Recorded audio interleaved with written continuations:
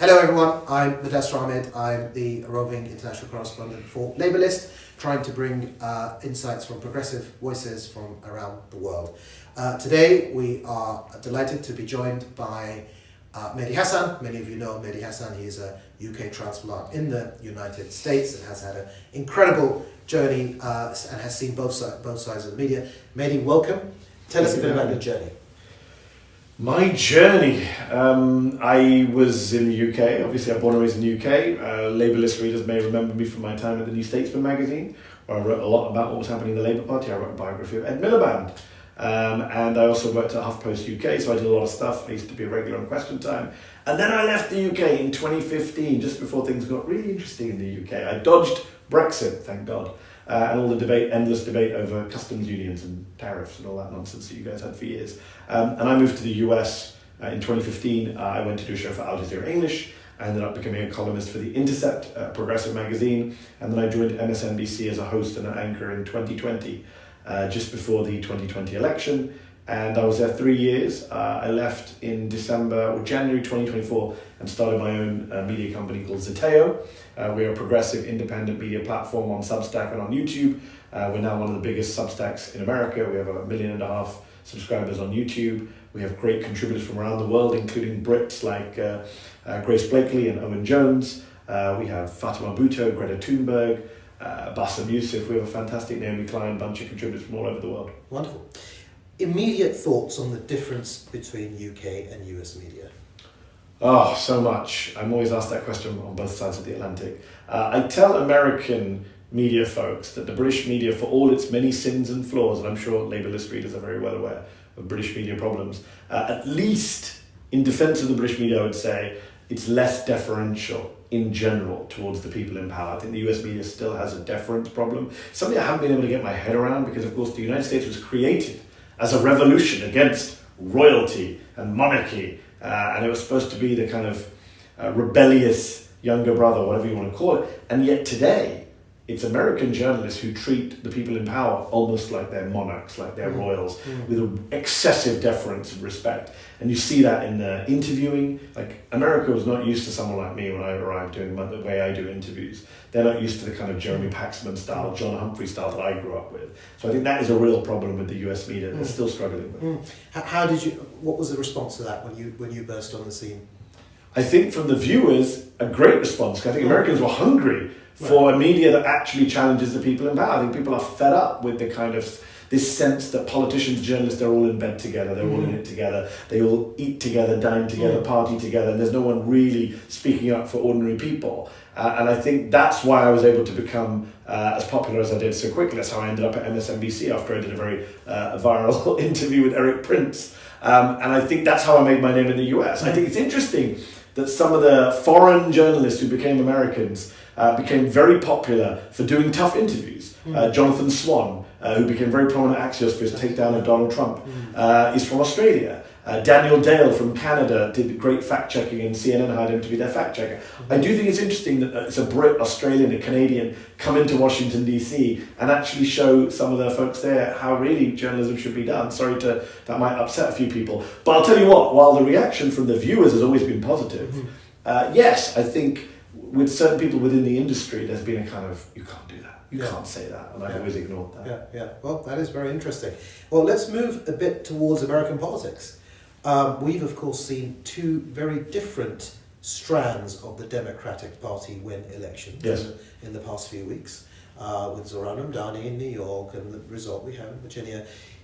What's your thoughts on these two different strands, and which strand do you think will eventually become the strand that wins White House back? So obviously I'm biased. I'm someone who's on the left, and I share a lot of Zohran Mamdani's and AOC's and Bernie Sanders' views on politics, on the economy, on what needs to be done to really rescue America from this budding fascism that the country's in the midst of. I thought one of the most important lines from Mamdani in his victory speech, and it was an amazing moment to be there that night in Brooklyn. It was history being made by this African-born Muslim South Asian mayor of New York, first time ever. He said, we don't just have to fight Trump, we have to prevent the conditions for Trump 2.0. What terrifies a despot, he said that night in his speech, was dismantling the conditions that produce despotism. I think that's what's so important to hear from progressive politicians right now. Not just return to the status quo, beat the Republicans, go back to business as usual. It's got to be actually reordering society. It's, Bernie Sanders, AOC went on the anti-oligarchy tour. It's got to be that kind of approach. And interestingly, Mikey Sherrill, who was the other establishment or centrist Democratic candidate who won in the recent elections in New Jersey, she became governor. She actually, if you look at what she was running on, she actually ran quite a populist campaign. Towards the end, she was saying, I'm going to declare a state of emergency in New Jersey. I'm going to freeze electricity prices. Not that different to Zoran Mamdani's, I'm going to freeze the rents. But she gets away with it because she's a centrist. People don't lose their mind and say she's a communist. It's easy to go after Zoran because he self-identifies as a socialist, which for many Americans is still a dirty word. Not a lot of young Americans, no, but a lot of old Americans, yes. So I think AOC put it well. She said, look, the Democratic Party has to be big enough for a Mikey Sherrill and Abigail Spanberger and for a Zoran Mamdani and an AOC. And you're not going to run the same candidate in every part of the country. Zoran Mamdani is not going to win in every part of America. But there are several places a person like him could win. And it's not just about his politics. I'm less interested in what policies Abigail Spanberger are offering, what policies Zoran Mamdani are offering. I'm more interested in what is their approach. Do they have an authentic approach to politics and messaging? Do they speak from the heart? Do they connect with working people? Are they able to go anywhere, anytime and speak to anyone? I think that's what we need in progressive politics right now. That's what's lacking. That's one of the reasons Kamala Harris lost yesterday, not because of her policy platform, because she didn't go on Joe Rogan, as many people have pointed out. But my point is, even if she'd gone on Joe Rogan, it would be a disaster because she's not a natural communicator. She's not comfortable in her own skin. So who's the best communicator right now in British politics? In British politics, which I sadly don't follow as much as I used to, look, I would say the Greens have done a good job in picking a leader. I interviewed him recently, and he is a phenomenal communicator. People are making comparisons with Zoran Mamdani. I think that's a step too far. But I think Zach has been very eloquent. The video he did on Britishness and diversity and going to Birmingham after the Robert Jenrick's racist comments, I think he's been really interesting, and the polling is reflecting that. The Greens are soaring right now. I think one poll pegged them level with the Labour Party, which was interesting. And I think the Labour Party right now, I'm sorry, LabourList readers, to say this to you, but in many shades has returned to that kind of worst new Labour phase of just kind of a bunch of ex-special advisors and lifelong politicians and careerists speaking in consultant delivered tones and messages and talking points, and people are fed up with it. There's a reason why Nigel Farage, a man I loathe, is doing so well in the polls, why people say they want him as Prime Minister. It's not because everyone agrees with his policy agenda, it's because he comes across as not to me, but to many Brits, as a normal human being, not a politician. And I think the Labour Party really needs to think long and hard about that. Now, what advice would you give to Keir Starmer right now in regards to the US-UK relationship, and how do you think that's going? Broadly. I think from the perspective of the British government wanting to, Tony Blair once said to David Manning, who was his ambassador in the US pre the Iraq invasion, the instruction to David Manning at the time was get up Bush's arse. Yeah. That was the phrase. Stay there. And stay there. That's the job of a British ambassador in DC. Obviously, Peter Mandelson was not the greatest choice to be an ambassador to the US originally. Look, we've seen Keir Starmer do as much bootlicking as needed to be done with Donald Trump. I don't know if you saw the Cairo summit when he was signing the quote-unquote peace plan, which is not really a peace plan, but he beckoned Starmer over. Starmer walked forward as if he was about to speak, and then he sent him back to the line. It was kind of humiliating to watch as a Brit and an American.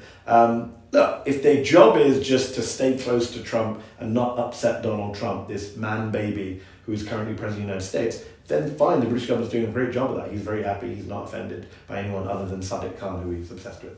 But if the job is to find an independent place for Britain in the world, to chart a distinctive course, to stick to a set of internationalist liberal values that Donald Trump does not adhere to, then no, he's not doing a great job of pushing back. I know they had this whole gathering on Ukraine and they think they got through to him, but it's more than just Ukraine. There's a whole bunch of important issues like the climate, which Labour Party is supposed to stand for, which Donald Trump is a complete disbeliever in climate change, says it's a hoax, says it's a Chinese con. I think there's a lot of areas where the British government needs to stand up for itself. Just recently, very prominent British Muslim journalist, commentator Sami Hamdi was detained at San Francisco International Airport. Instead of just being deported, he was there doing a speaking tour, which is, fine, America can do whatever they want with foreigners, deport him back to the UK, send them, put him on a flight. No, They put him in detention as we are speaking, and I hope by the time this airs he's out, but right now he's been in detention for over a week now, in an ICE detention facility. These places are horrific. A British citizen. I haven't heard the British government make noise about a British citizen being held in this way. It's charged with no crimes. So I think, it's clear that Keir's picking his battles with the United States, and the view in Britain is from many, is that he's doing fairly well when it comes to the tariffs, when it comes to having influence. Yes. He hasn't had a disastrous press conference, No. and I don't think he thinks he can influence Trump on climate change. But Keir did, of course, go to COP this year, and it is a very important issue. How do you get through on issues like climate change to MAGA? That's a great question. You could even rephrase the question and say, how do you get through to MAGA? Just forget the climate change. These people live in a hermetically sealed bubble. This is a great problem in American politics right now. People talk about pendulum effects in American politics. Swings this way, swings that way. In the public, and there are swing voters. If you look at the polls right now, Donald Trump is more unpopular than he's ever been. He's more unpopular today than he was after the insurrection in January 2021. Insane. That's how unpopular his tariffs and his ICE raids and his general mishandling of the economy and his own idiocy have made him. But the problem with MAGA is, and this is why it's different to other movements, is it's almost a cult movement. There's a guy called Mehdi Hassan, another Hassan, you can Google that, I can't remember, Stephen Hassan maybe. Not related to me. But he wrote a book in the first term about cults. And he said MAGA is very much, he's an expert in cults. He said MAGA is a cult. This is not a political movement or a political party that kind of goes, oh, well, the leader's doing well, the leader's doing badly, we need to change the leader. This is leader right or wrong. And they're in a bubble where they're on Fox and they're watching whatever right-wing podcasters that they're watching. Very hard to get through to them. When you say, for example, the economy's doing badly, normally that would translate into a change. Trump's approval rating with MAGA almost never change. So when you say get through to MAGA, I would say it's kind of impossible to get through to MAGA. Some stuff does work though. Trump does change his mind. He does make policies. That's China different to what you asked. You asked how you get through to MAGA. Sure. So I'll give you an example. Trump is that route. But Trump is, as he said himself, I decide what MAGA is, he said recently. Right. He is a dictator. So if he says, for example, tomorrow, say the Republican Party was a free trade party until Donald Trump came along. Tariffs were anathema. You can find a video of George W. Bush, who sounds super eloquent these days compared to Donald Trump. There's a video of George W. Bush doing the rounds where he makes the case against tariffs and he starts quoting the Smoot-Hawley Act and the Great Depression. And I think, wow, George Bush was smarter than I remember him being. Maybe because of Donald Trump, he looks better. But they were a free trade party. Trump comes in, makes them an anti-free trade party, makes them a tariff party, and they all switch on a dime. Overnight they go, oh, okay, they used to be an anti-Russia party. Republicans were a hawkish party. Russia was the enemy. Do you remember they attacked Obama for being soft on Russia? Now they're soft on Russia. He changes them on a dime. That's why they're a cult. So tomorrow, if he were to come out and say climate change is real, and we need to do something about climate change, they would all follow him. Interesting. And I think I'd love to talk to you more about that. But what do you think the impact of Zohran's victory is going to be on MAGA and Donald Trump? And what do you think he's going to do? Unfortunately, it's going to radicalise them further because the great driving force behind MAGA is not economic insecurity or the great left behind all some of these myths that people put out about, oh, it's the white working class, we've had their communities hollowed out by globalisation. That's part of it. But the big driver that most studies suggest is driving MAGA is cultural and racial resentment. It's the idea of I am losing my country. And when they say make America great again, the great question was, what year is that? What year do you want to make America back to? Is it the 1950s and 60s when black people didn't have full voting rights and civil rights? And so when you have a Zohran Mamdani, I always make this point, I say it again and again, Zohran Mamdani is everything the Republicans said Obama was but wasn't. He actually is an African-born Muslim socialist. Right. So if you think about it, they hated that about Obama when Obama wasn't any of those things. Now you have an actual, real-life African-born Muslim socialist who's mayor of the biggest city in America, criticizes Israel, criticizes capitalism, stands up to Donald Trump very, very vociferously, much more strongly than Hakeem Jeffries or Chuck Schumer. So I think it will further radicalize them. The 2 weeks before the mayor election, we saw an explosion of Islamophobia and racism, especially online. And that wasn't a coincidence. That was a coordinated tactic to try and demonize Mamdani. I was on the receiving end of all of it as another public Muslim in the US. I fear that's only going to get worse as they see him as mayor, as a public figure. I recently bumped into Sadiq Khan at Wembley Arena where I was doing a Palestine event, and I said to Sadiq, I said, when you and Zohran Mamdani meet for the first time as mayors of New York and London, the right-wing internet will explode. Heads will explode. They won't be able to handle this idea, like creeping Sharia, Muslim take of all the Islamophobic tropes. And so I think it's going to radicalize them further. Trump has already threatened to send in troops and cut off federal funding. They don't like any kind of liberal or leftist resistance. Certainly they don't like one that's brown and Muslim. So I think it's only going to make things worse, make them even more unhinged and authoritarian and racist. Because they'll we're losing our country. So this just makes them both grow stronger with their bases. Yes. Where does that take us? Into very dangerous territory in the United States, where, as I say, you've got 30% of Americans who are just unreachable, unpersuadable. They're just in this Trump cult. Their racism is back in full swing. They're able to say things that they weren't able to say years ago. They love the ability to say openly racist things. And, the rise of Christian nationalism is not a story that people are talking about enough, either in the US or abroad. I don't think people in the UK understand quite how theocratic the Republican Party has become, how white nationalist it has become. They talk openly about America. Some of you may have seen, I did a Jubilee debate on YouTube, surrounded debate with 20 MAGA supporters, young people in their 20s, not old white people, young people, a couple of Latinos. Not only were they super authoritarian, one of them said, "I'm a fascist," proudly, but they openly talked about America only being for white people. It's like, where are we? What decade is this? But that has now come back. These people are being red-pilled online with massive amounts of racism and white supremacy and Christian nationalism. You have podcasters like Matt Walsh saying all the best things in life for you were made by white Christians.